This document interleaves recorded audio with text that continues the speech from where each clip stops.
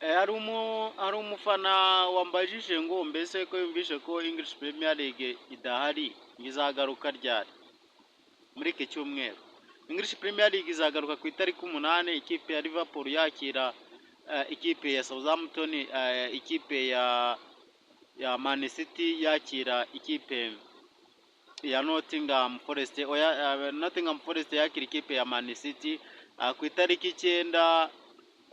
Chelsea izaba yakiriye Leicester City, naho nanone kuri iyo tariki ya 9 ikipe ya Man United izaba yakiriye ikipe ya Arsenal.